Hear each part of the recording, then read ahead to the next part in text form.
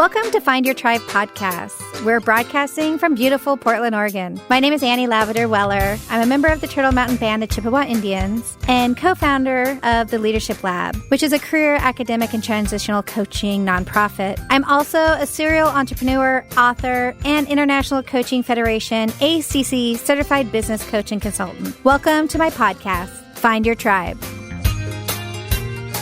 So today on my show, I have Rhodes Perry. He's an award-winning social entrepreneur and nationally recognized LGBTQ thought leader with nearly 2 decades of experience innovative solutions to complex LGBTQ diversity, equity, and inclusion challenges with large government, nonprofit, and for-profit organizations.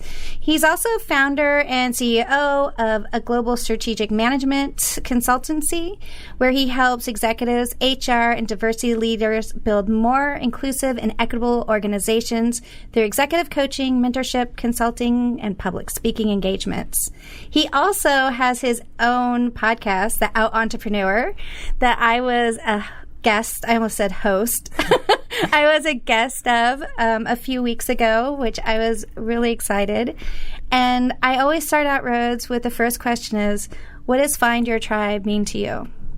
Well, thank you so much. Loaded question. Yeah. I feel like this is kind of payback from all the questions I asked you on the show. Tough questions. Yeah, just to let you know, we were talking about this earlier. I had to stop the first question. Rewind. Yeah, well, it's great to be here and to be with a fellow Portland podcaster. So I guess that's one way I found my tribe is just locally connecting with other people who are really invested in finding their own voices and sharing that with their audience. And for me, my tribe, one of my tribes, I guess, is being a part of the LGBT community. And I've been really fortunate to be able to be engaged with many different LGBT communities for the past 20 years. So I think that's my happy place, my tribe. And I try to find fellow allies out in the world to understand and to be champions for just trying to find justice and make the world a little bit of a better place for all of us. Can you explain a little bit about, the beginning of your journey? I like to kind of go back into time. What years are we talking about? The 80s? The 90s? It started in 1979 in Youngstown. No. Yeah. I think reflecting on where I started in my own journey, I think it was just coming out, the process of coming out many times. I'm transgender and I'm bisexual, so I feel like I've occupied space under most of the LGBTQ letters at some point in my life. I like to say the rainbow. Yeah. I'm part of the rainbow. I am part of each stripe of that rainbow in a different way. But I think for me, coming out at a Catholic university, so for my undergrad, I went to the University of Notre Dame, not the most accepting LGBT space in the country. It's not the worst. What did you study there? When I was there, I studied economics and gender studies, and I think that my professors were the most progressive element of the school, if that gives you context for my fellow students. Although, for anyone who's listening, there are some really awesome progressive Notre Dame students out there, and I'm one of them, one of 10. No. And and I think Why did you choose such I want to say closeted school, that doesn't have a lot of diversity and is kind of known for not being accepting of others? So I blame my frontal lobe of not being totally formed until I was 25. But I was raised Catholic, and that was a really important part of my journey in growing up. I always say that I was more indoctrinated into the social justice side of Catholicism. So I've always been really connected to doing community work and really trying to stay engaged with everyone in where I lived and where I live now. But that was a school that I was attracted to going to. It was a good school. My parents were like, this is where you go when you do really well in school. And so that's what I did. And, 19 rolls around and I realized nothing is making sense. And when I went to try to figure out, I was trying to find my tribe at the time. I went to a student affairs activity. And when I was walking into this giant gymnasium, I saw a whole bunch of rainbow flags and students with protest signs, and they were advocating to try to make the university more inclusive of LGBT students. This is before I came out, and I was asked a fellow student, I was like, what's going on out here? And they had a number of derogatory things to say about those students. And 3 months later, I'm out there protesting with them, So for me, that's where I started my journey. And I think it really politicized me in a way that had I not gone to this really what seemed to be an oppressive school at the time, I think I would still be here. The journey would look a lot different. And I think it would have happened over a slower amount of time because I just wasn't as exposed to all of the haters in the world, and I got to be in the belly of the beast in some ways. But I don't want to completely slam the university because there are really good people that are there and really trying to make change in an institution that, like so many institutions in our world, are resistant to. Well, those Ivy League walls are really hard to break down.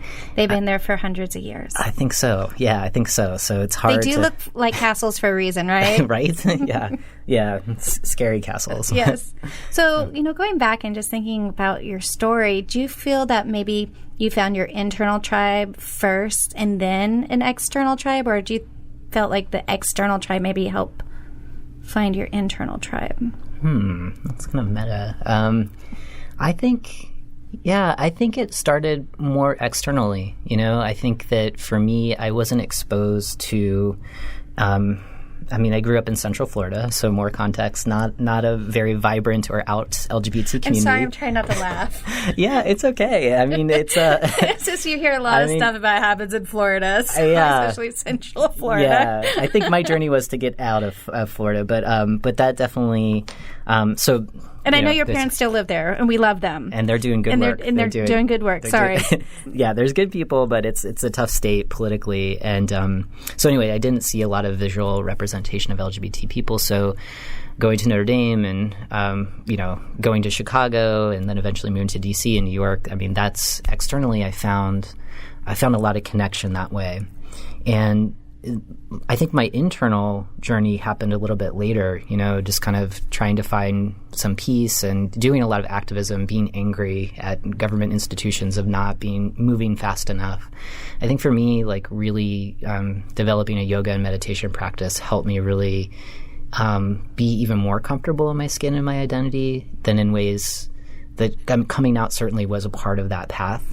To find kind of this inner peace. But I think now I really am settled in my skin in a way that I wish I could share that with other people who are struggling, and so I try to do it in my work in different ways. So one of the things that you mentioned, you are transgender. Mm-hmm. So, and I know a lot of people have not met a lot of transgendered people.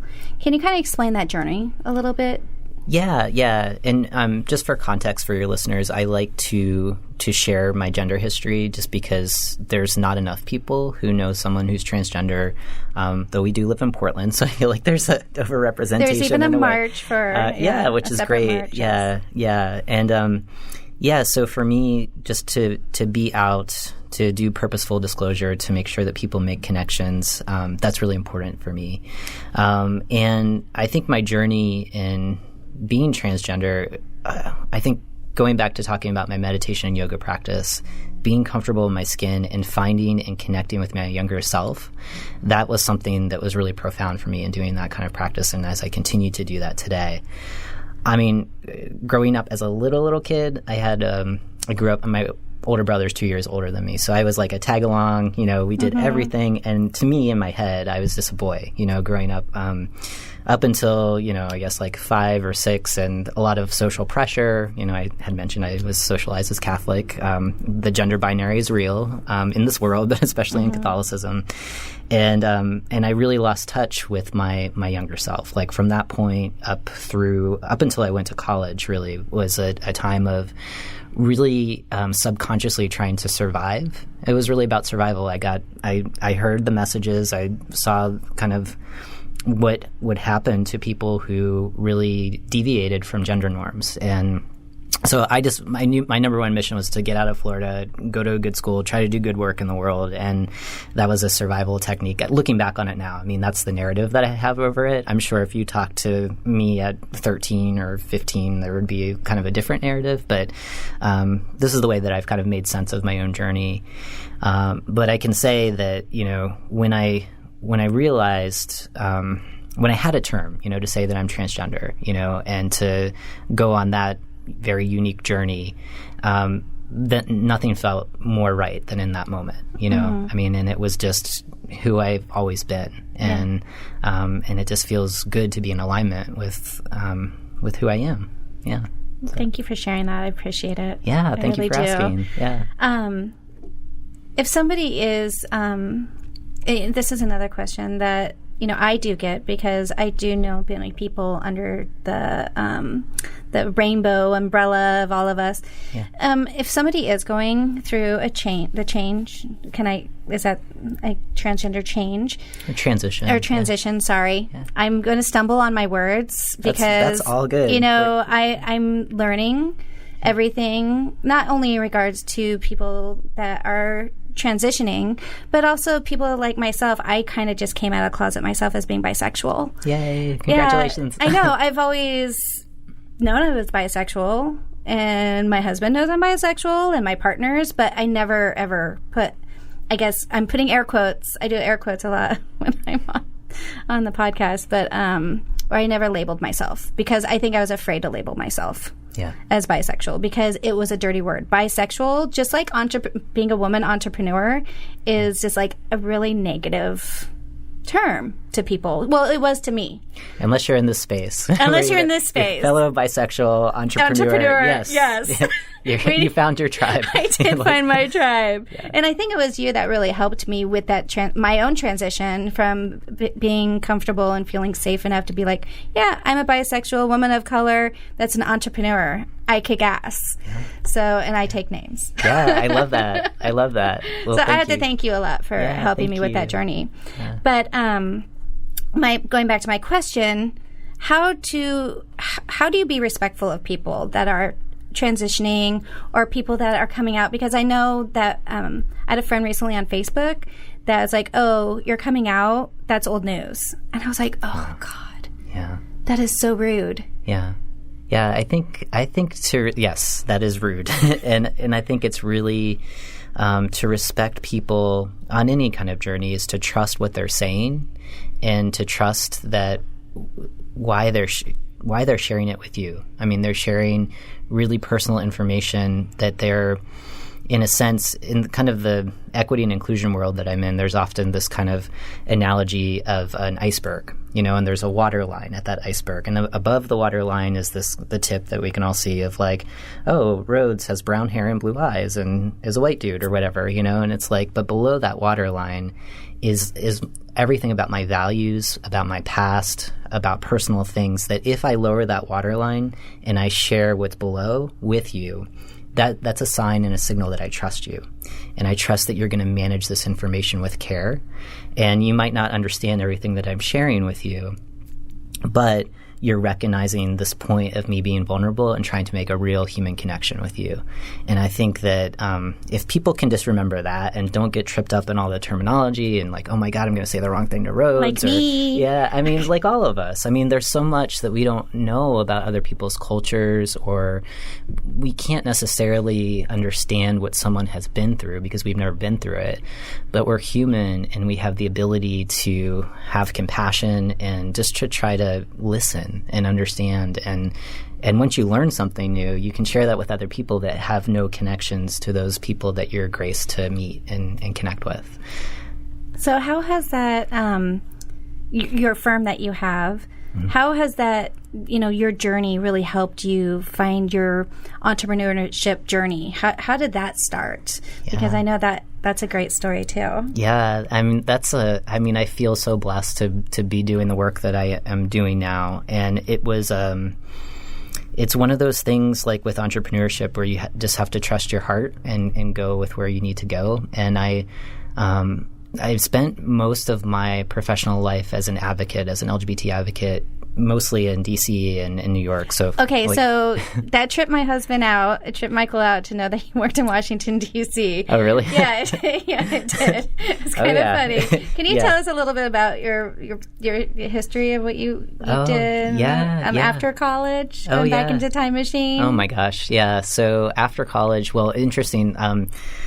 So one of my very first jobs, I worked at a homeless LGBT shelter called the Ally Forney Center. So it's in New York, and I went to NYU at the same time. And when I was going to grad school, so this is NYU, it's supposed to be a very progressive school, I was talking with a couple of my policy professors, and I was like, I want to do LGBT policy. I mean, and this is in the early aughts, so we're not talking like 1972, no offense. Or 1989. Or 1989 or 1997. It was 2003 to 2006. And, and I was very focused on writing papers and doing policy analysis that was focused on trying to help LGBT folks out. So this is pre-Barack Obama, like the world has changed and at least same-sex couples can get married now, I mean, and I was kind of, I was shamed for wanting to do that. And I was just like, all right, so, I graduate and I got, I was able, my very first job, I got a job working at the White House, and I was doing all the budget stuff, and this was under George W. Bush, and I enjoyed the job because it was nonpartisan, so I wasn't affiliated with that administration. I was able to help shape policy, and I was working on programs that helped low-income communities. And but I had to cover every day at work. I mean, people knew about my sexual orientation. I was pretty out about being bisexual, but everyone just knew me as Rhodes. They affirmed my gender exactly the way that I wanted it. But I had to cover every day about my gender history because no one knew that I was transgender. And I knew that I wasn't protected. That was before federal employees were protected. Well, people still are not really protected. Right. The pendulum has swung back in a very severe way. Yes. So it's a scary time to be back in federal government. So there's an opportunity to work for a national LGBT group. I was able to work for PFLAG National as their policy director. And I really got to help shape policy. And it was an exciting time because that was right when Barack Obama got elected. So all of this amazing, really like nerdy stuff behind the scenes and in the agencies was changing, and I got to play a heavy hand in influencing that, and I loved it. At some point, though, I just realized I felt like we were all in this kind of echo chamber, and that real change, and especially like through my work at PFLAG, really connecting with allies and seeing the power that allies had in the spaces that they occupied that I would never have access to. I was like, I want more of that. So I ended up taking a job in New York City, leading up an LGBT policy and practice office for New York City's government, helping them implement policies and practices. And I worked in the foster care and juvenile justice settings. So I got to work with tons of people. You would think, because there's an overrepresentation of LGBT kids in these systems, that they would have some familiarity. And there was some real homophobia and transphobia in New York City. We're so progressive, and really I got to experiment. I felt like I was in a lab of really trying to see what could shift hearts and minds to get professionals to recognize we have to stand up for what's in the best interest of every kids, and we have to acknowledge that some of our kids are LGBT. So as I was doing that work, I started to get calls from all over the country like, hey, we see that you're doing this in New York. Can you help us? And one of the calls I got was in Utah, can you help Utah come up with a policy like what's in New York City? I was like, sure. So, I'm a little gullible at that time. I'm like, I'm just doing all this stuff pro bono. And at some point I was like, my platform is so small in New York, and I feel like I should be doing this work in a bigger platform. So I took a leap of faith and I started my own business, and now I get to help government agencies, nonprofits, even corporations, think about how they can better engage their LGBT stakeholders. And it's just me, obviously taking a lot of expertise that I've gleaned from over the years, but also, having that supplemented by my story. And that really seems to be moving a lot of my clients and even just other colleagues that are within my network. And so it's probably longer than you wanted, but No. My big question is, it sounds like it was a pretty smooth transition, but I'm doubting it was. Yeah. Challenge. Yeah. I'm just curious. a challenge. Yeah. I want to hear about the challenges. Yeah. The challenges, I think sometimes it's accounting. Sometimes it's proposals, asking for money. Things that as entrepreneurs have to deal with, like the bullshit of asking somebody for what we're worth. Totally. I think big sigh. Like a career in doing LGBT work, advocacy, policy, I don't know if we're allowed to swear on the show. Yes. Okay. Fuck so yes.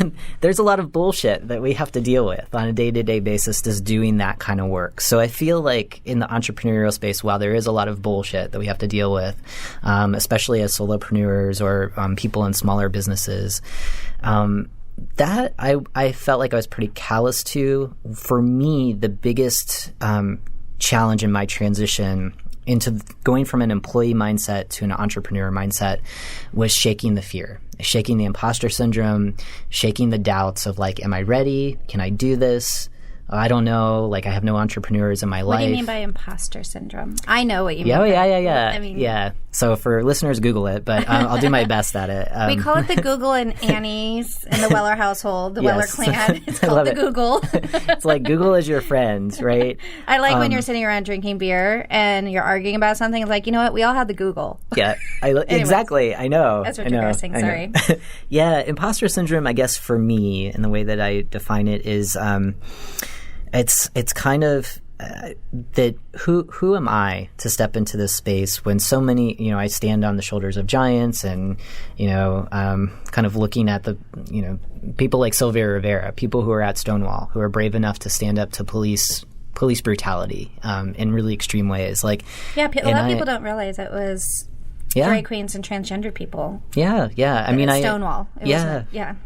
I mean, I just wrote a newsletter today that was kind of like a quick flash about who was actually at Stonewall, which is mostly young people of color, trans, non-binary, drag queens, who, in a lot of ways had nothing to lose because being so disenfranchised by the systems at that time, and also being really, really targeted, because of the color of their skin, because of how they loved, how they identified, basically being incarcerated by police day in and day out. Yeah. So. Well, no, I mean, that brings up another subject. I'm sorry to go off. Is this, there was so many different layers of isms. Mm-hmm. Racism, sexism.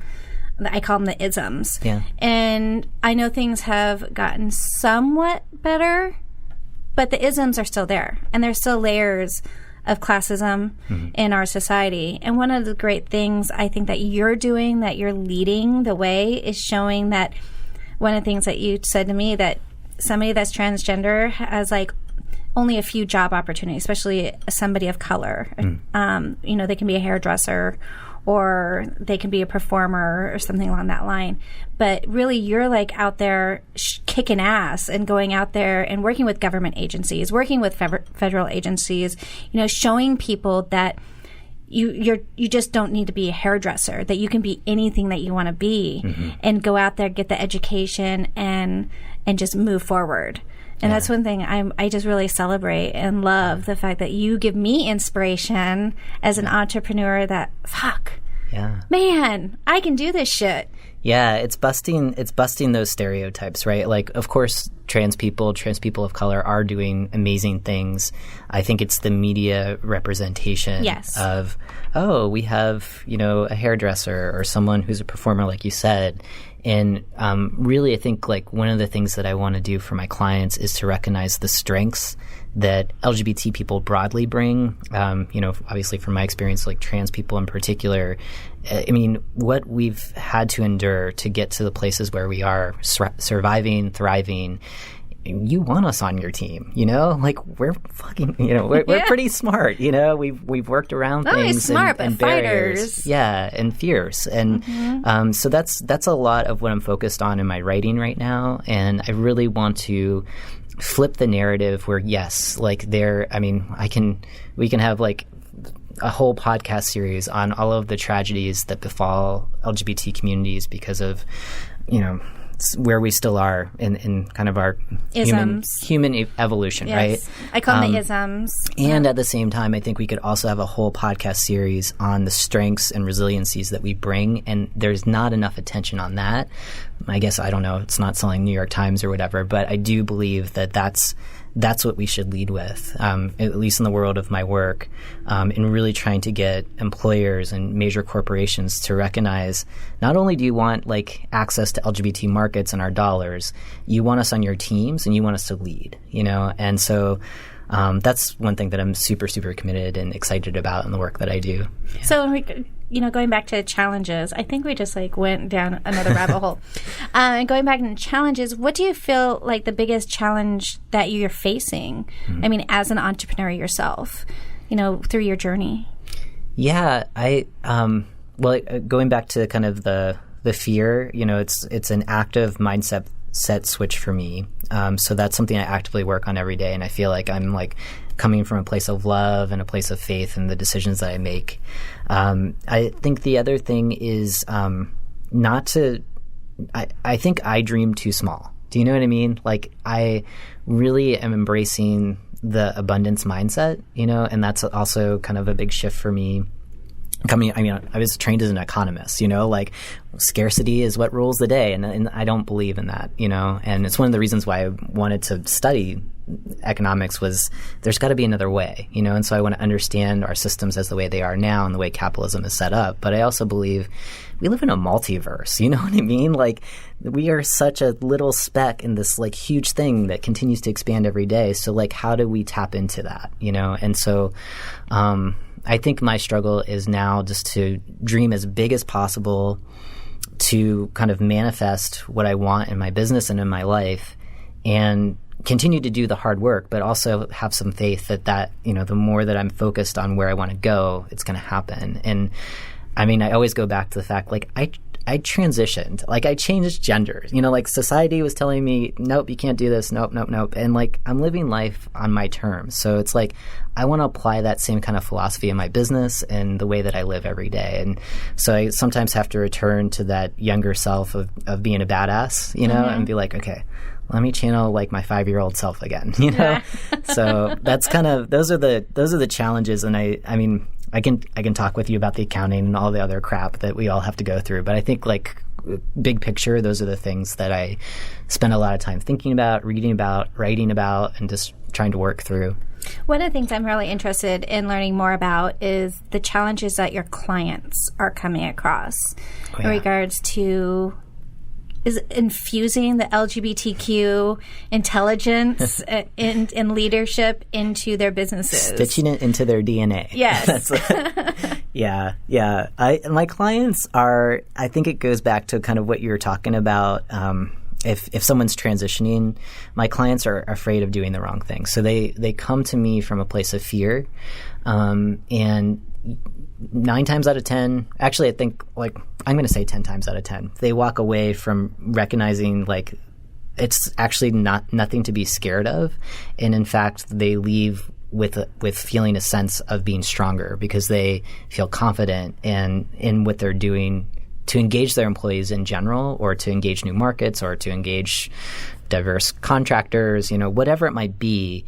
They recognize the strengths of doing that and being able to communicate that to their team when their team says, well, why are we supposed to do this? Why should we even care about this? We have to maximize our profit. Why are we worried about our people? Our people are disposable. That's always an afterthought, the strategy of how to create a culture where your people want to give 157,000%. That's not right math. Sorry, 100%. But there are such things as 150%. Yeah.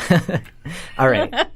I'm thinking of all I'm thinking of all of my nerdy stat friends right now who are Rhodes, stop. So, but yeah, there's a lot of fear, and it's a lot of not saying the right thing or getting sued or being shamed by competitors for not keeping up. And it's usually a transformative process, because people will come up to me and say, oh, we need a training. I'm yeah, that's you'll need one eventually, but there's a lot of leadership work that we have to do on the front end.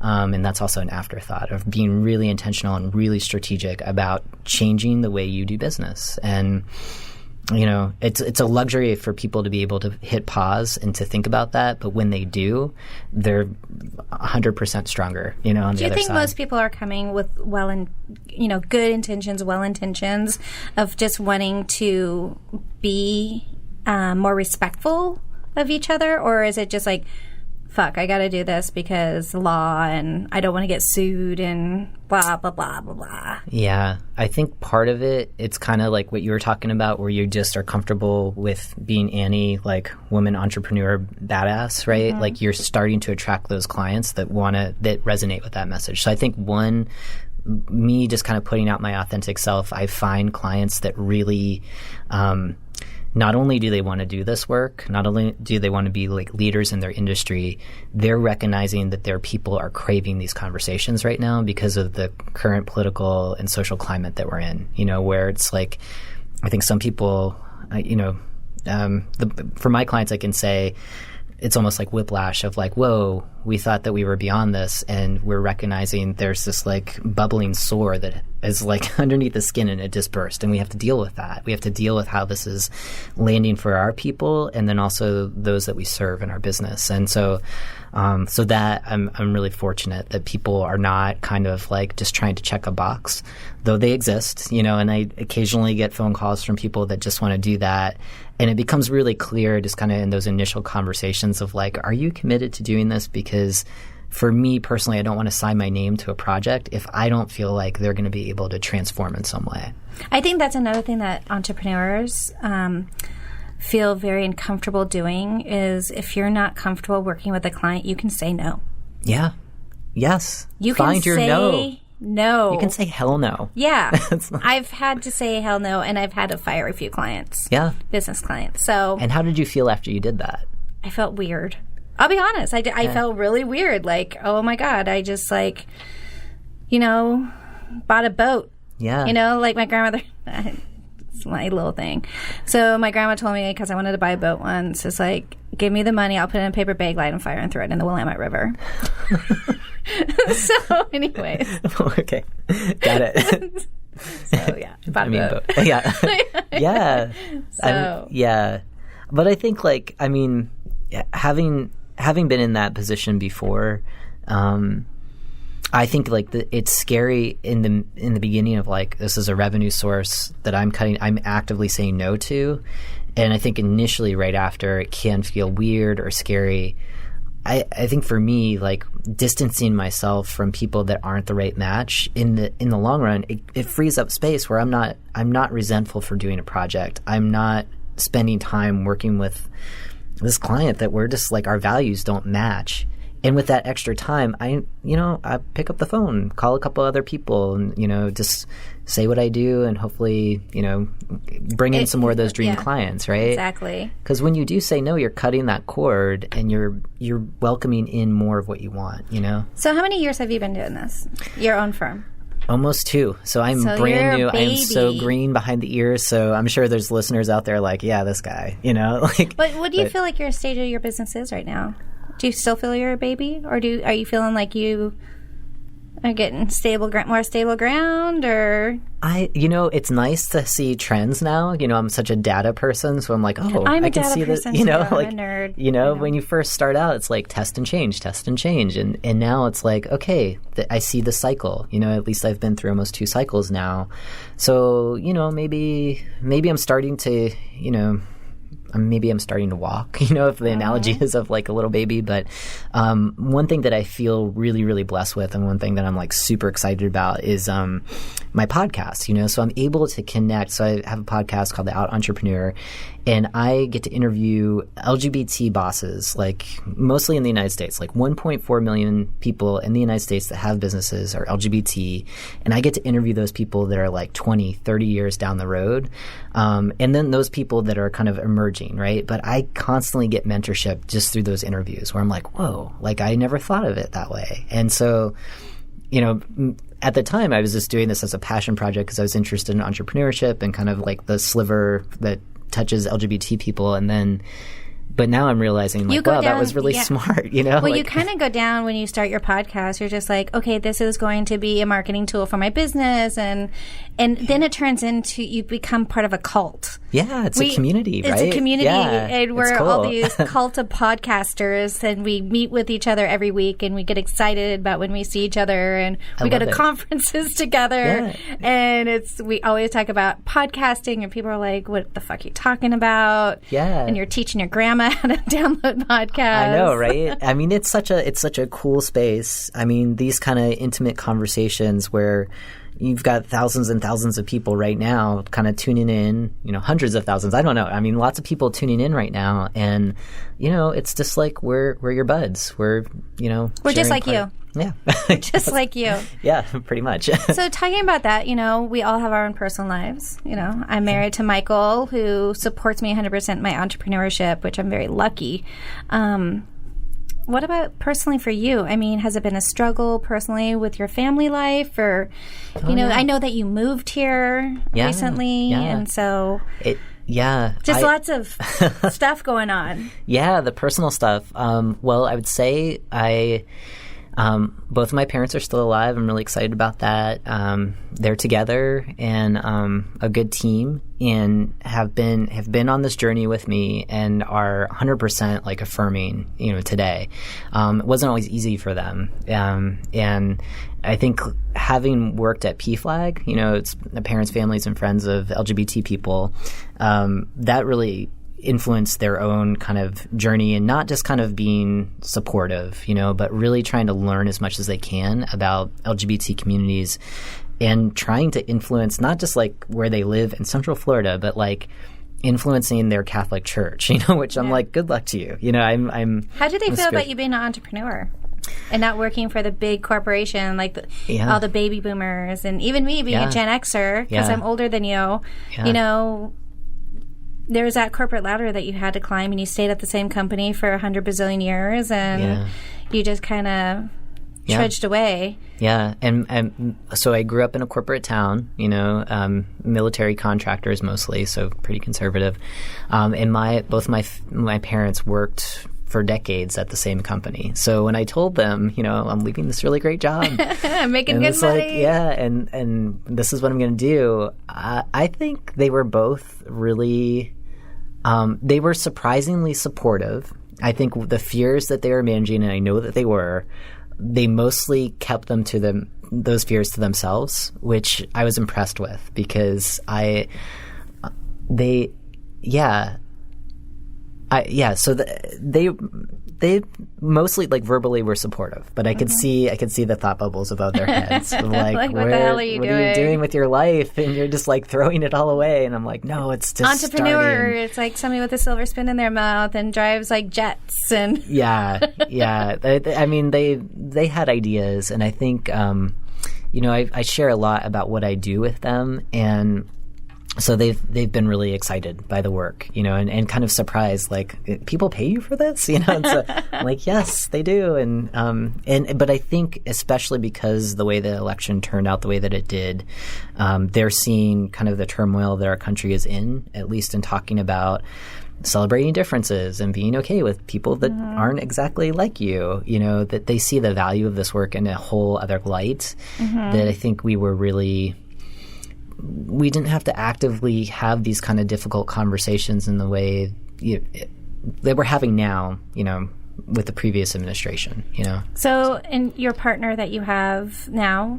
Yeah. Oh, yes. So, I forgot about her. Yes. No, never. I know she's listening to this. So, hi, Deanna. I love you. And so, I mean, her journey about you being an entrepreneur, it's a culture shock to your partner. I'll be honest. I quit a very six-figured, full benefit job, and now here I am. It's like 1 month you're like, woohoo! We're gonna pay off all the credit cards. Oh, I gotta use the credit card again. Yeah, it's the ups and the downs. So right? How's that been going? I feel really lucky with Deanna in that she, entrepreneurship is new for her, like having someone in her life being their own boss, right? And I think that she gives me a lot of room to dream and to just she trusts me in a way that I feel like that's I feel really lucky to have someone like her in my life that just believes in my vision, and she gets it. She knows where it's going, and she sees the power of it. And I have a feeling in some way she'll be involved with how this business grows, and I do think as well that it's really hard to be a partner of an entrepreneur. And I was having someone on my podcast recently who, it was Jen Grace. She was talking about her partner who was awesome. And I was just like, I think there should be a podcast for partners of entrepreneurs.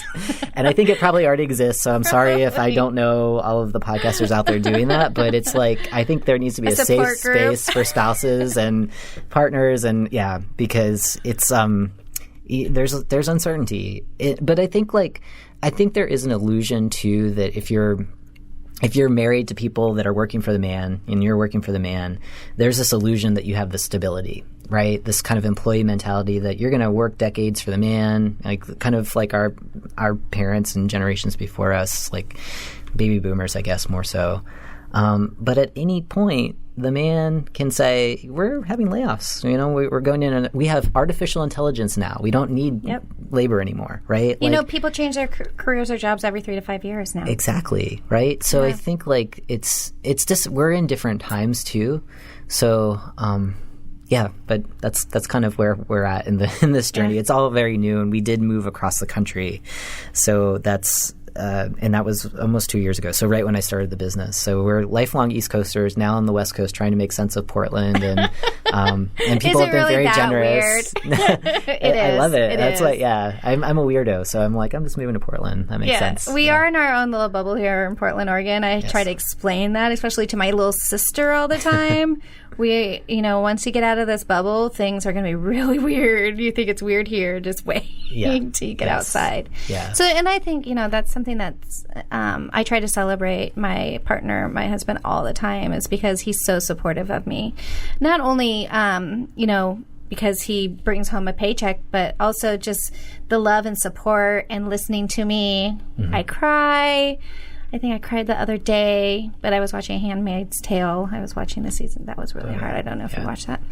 But anyways. And, the thing is about my husband, and I think about some of entrepreneur type people. I've dated people that are entrepreneurs, and I've dated non-entrepreneurs, and I just got lucky with the amazing person that I'm with, my amazing partner.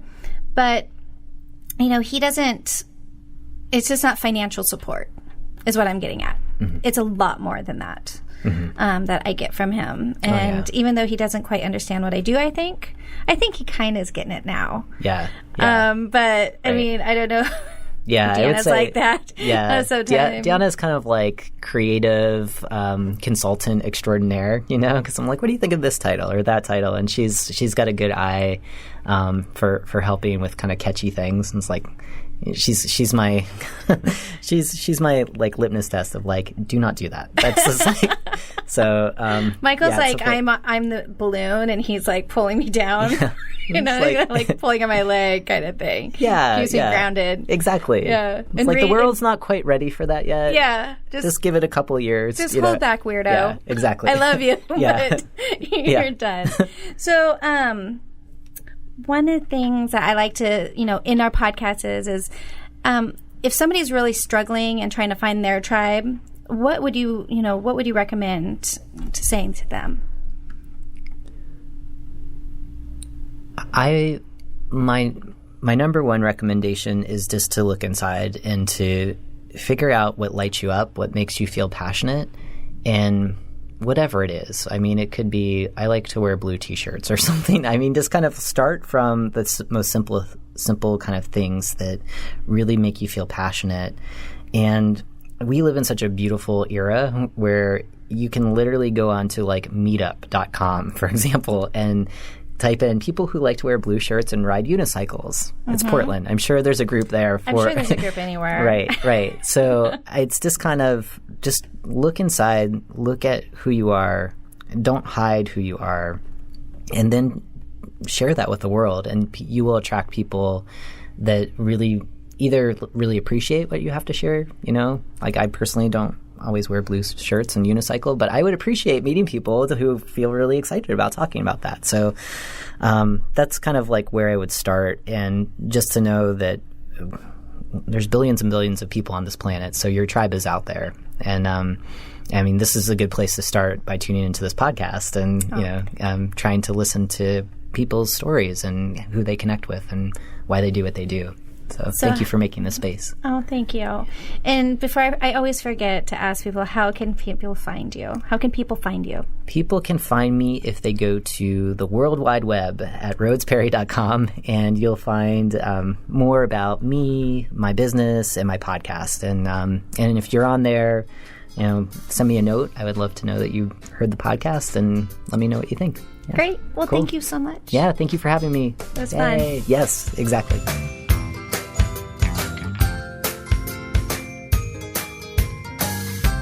Find Your Tribe podcast is a conversation with guests addressing all aspects of what makes our businesses and personal lives unique. We will balance traditions with new methods, respecting the past while acknowledging the need to embrace new methods and technologies. Finding Your Tribe podcast uncovers the personalities behind the businesses, the leaders who paved the way, and the essential heart of what makes our tribes run. Please visit me at annieweller.com for more information.